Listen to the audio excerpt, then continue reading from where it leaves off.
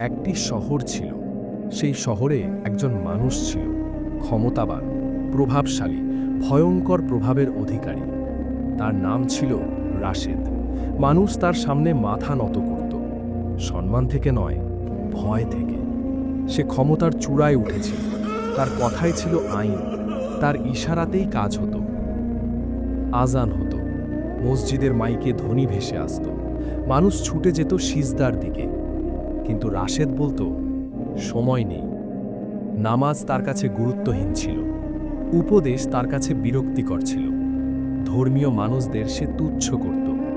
সে বিশ্বাস করত ক্ষমতাই নিরাপত্তা, টাকাই শক্তি, প্রভাবই স্থায়িত্ব।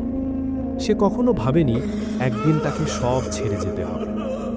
এক গভীর রাতে হঠাৎ তার বুক চেপে ধরল, শ্বাস ভারী হয়ে এলো, চোখে আতঙ্ক জমল।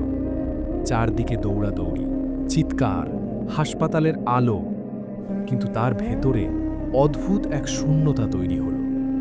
প্রথমবার সে ভয় পেল। সে মনে মনে বলতে লাগল, আর একটু সময়, আমি বদলে যাব। কিন্তু সময় থেমে গেল।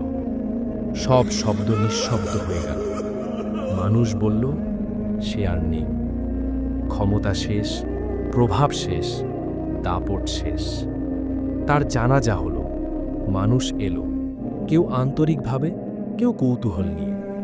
তারপর তাকে মাটির নিচে শুইয়ে দেওয়া হলো। মাটি চাপা পড়ল। ধীরে ধীরে সবাই চলে গেল। চারদিক নিস্তব্ধ, অন্ধকার, গভীর অন্ধকার। সে অনুভব করল সে একা। কোনো দেহরক্ষী নেই, কোনো বন্ধু নেই, কোনো অনুসারী নেই। শুধু সংকীর্ণতা, শুধু নীরবতা। সে চিৎকার করতে চাইল, কিন্তু শব্দ বের হলো না।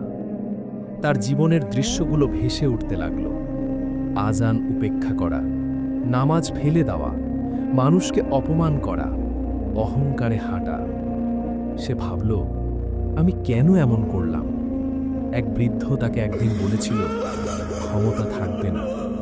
সে হেসেছিল। আজ সেই হাসি তাকে কাঁটার মতো বিঁধছে। তার মায়ের কথা মনে পড়ল। বাবা, সিজদা মানুষকে বড় করে। সে শোনেনি। আজ কবরের নীরবতা সেই কথাই ফিরিয়ে দিচ্ছে। সে বুঝতে পারল, দুনিয়ায় মানুষ যত বড়ই হোক, এখানে সে একা। এখানে কাজের শুধু আমল। সে অনুভব করতে লাগল তার সময় যেন থেমে গেছে।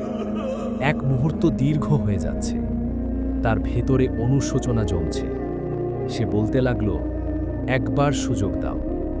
কিন্তু দুনিয়ার দরজা বন্ধ। সে উপলব্ধি করল, সময় ছিল পরীক্ষা, ক্ষমতা ছিল পরীক্ষা, সম্পদ ছিল পরীক্ষা। সে পরীক্ষায় ব্যস্ত ছিল নিজের অহংকার নিয়ে। সে কখনো ভাবেনি এই একাকী অন্ধকার তার জন্য অপেক্ষা করছে। এখন সে নিজের সামনে দাঁড়িয়ে। কেউ তাকে প্রশ্ন করছে না, কিন্তু তার বিবেক তাকে জিজ্ঞেস করছে, তুমি কতবার সুযোগ পেয়েছিলে? কতবার সতর্ক করা হয়েছিল? সে নীরব। তার মনে পড়ল রমজানের রাতগুলো, জুমার দিনগুলো, ঈদের সকাল। সব ছিল সুযোগ, কিন্তু সে বলেছিল, পরে করব। আজ পরে বলে কিছু নেই। সে অনুভব করল, অহংকার মানুষকে অন্ধ করে, ক্ষমতা মানুষকে ভুলিয়ে দেয় সে আসলে কত দুর্বল। এখন সে দুর্বল, সম্পূর্ণ অসহায়। সে বুঝতে পারল, একদিন এক বিশাল সমাবেশ হবে। সবাই দাঁড়াবে। কেউ নেতা নয়, কেউ অনুসারী নয়। সে ভাবল, আমি কি নিয়ে দাঁড়াব? আমার পদবি, আমার দল, আমার প্রভাব? না, শুধু আমার কাজ, শুধু আমার সিদ্ধান্ত। তার অহংকার ভেঙে গেল, কিন্তু দেরি হয়ে গেছে। এই গল্প তার জন্য শেষ, কিন্তু যারা এখন শুনছে তাদের জন্য শেষ না। আজ তুমি বেঁচে আছো।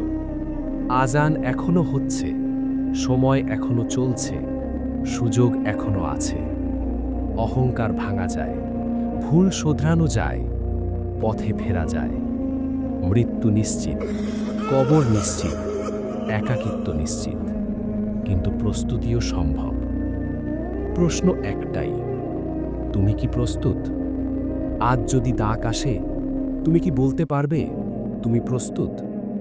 অন্ধকার অপেক্ষা করছে, কিন্তু আলোও আছে যদি তুমি এখনই ফিরে আসো।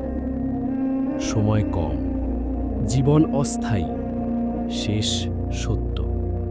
একদিন তোমাকেও একাই সে অন্ধকারে নামতে হবে।